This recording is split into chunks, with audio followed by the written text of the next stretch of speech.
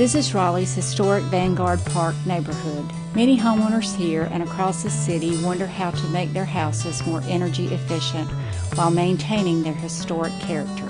For most, the place to begin is with a home energy audit.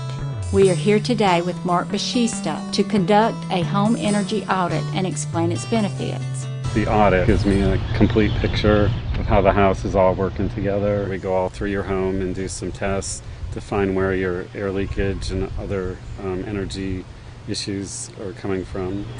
Historic homes have a lot to gain during an energy audit. And we get together a report that prioritizes the repairs, so you have a good game plan. You're not just randomly weatherizing things that might not have the best effect. Mark goes inside to meet the homeowners and see the house.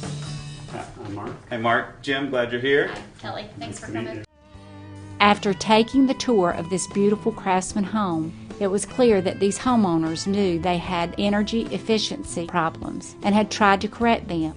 Their efforts, however, only seemed to make matters worse. We certainly knew we had some issues here. We have tried numerous things in the past to try to improve our energy efficiency. No matter what we did, it never seemed to make a difference, and if anything, things just seemed to be getting worse. And we had it got so bad this winter where we had a couple of months with electric bills that were over $500, and that's for an 1,800 square foot house. That's fairly ridiculous. And so this seemed like a good opportunity to hopefully learn a more efficient way of fixing that problem instead of us just guessing and trying things that are clearly not working. Outside, Mark is getting started with his inspection. I usually start with taking pictures of the different sides of the house for my report. I'm checking the gutters. You want the moisture and the water to drain away from the house, where here the gutter is kind of pouring it right on the foundation. So it'd be good to put some gutter extensions to draw that water away from the foundation. These all become important as you make the house tighter. The moisture level in the house rises, so you need to make sure it doesn't get too high or it'll grow mold. After inspecting the exterior of the house, it was time to head inside to the basement.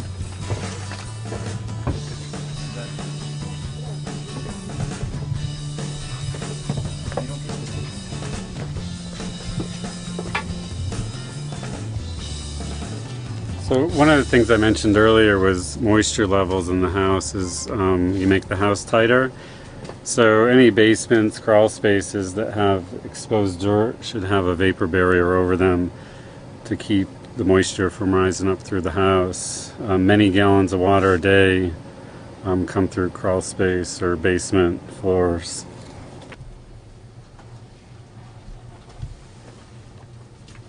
So here where insulation's not touching the floor and it's sagging down, it's not working. So unless it's kind of like having a coat on, if it's not against your body, it doesn't work as well. So these pieces of insulation that are sagging down might as well not even be here. One of the first things you want to address in a house is air leakage, starting with the attic, and also air leakage in the crawl space. But where plumbing and electrical lines go through the floor, a lot of air can be moving through those.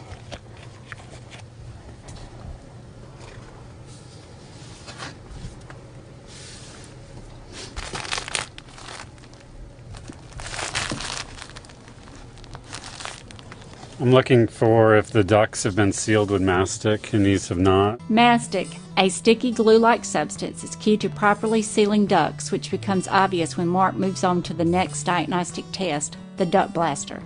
I'm sealing up all the ducts, and this is going to measure the pressure in the duct system, and I'm going to suck air out. That's called a duct blaster, and I'm going to measure the flow through that, and that'll tell me how leaky the duct system is.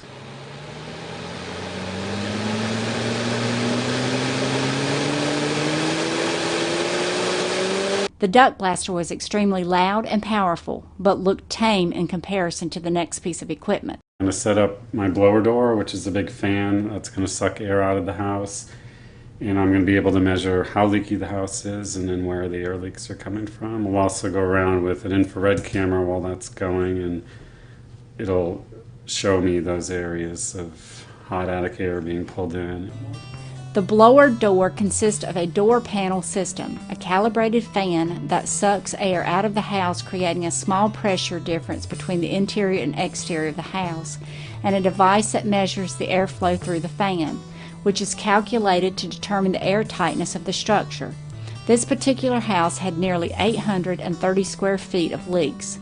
Next, Mark had to find them using an infrared camera.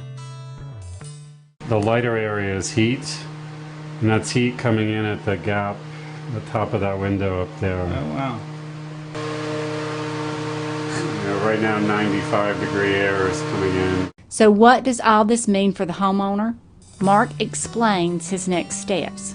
I create a report that gives the homeowner a good game plan of where to go so they know what to do first to save the most money or for health and safety. Some of the big things we found in this house is that the ductwork was really leaky and probably should be replaced. The heating and air systems were near the end of their life, so it'd be a good time to replace those too, especially if they start to have any problems. There's no attic venting, which needs to be added. We want to seal all the attic penetrations and add some insulation. There wasn't much insulation up there, but we do want to be sure we seal those penetrations before we add insulation, or kind of wasting your money for part of it. In the crawl space, we need a vapor barrier on the floor to keep that moisture level down. The bath fans weren't working, or they didn't exist, so that needs to be added, and quite a few other things, but I will rank them in the report so they know what to do in what order. So it is clear that a home energy audit is a good first step for homeowners interested in greater energy efficiency. On behalf of the Raleigh Historic Districts Commission, Preservation North Carolina, and the National Trust for Historic Preservation, we wish you many years of happy and healthy living in your historic home.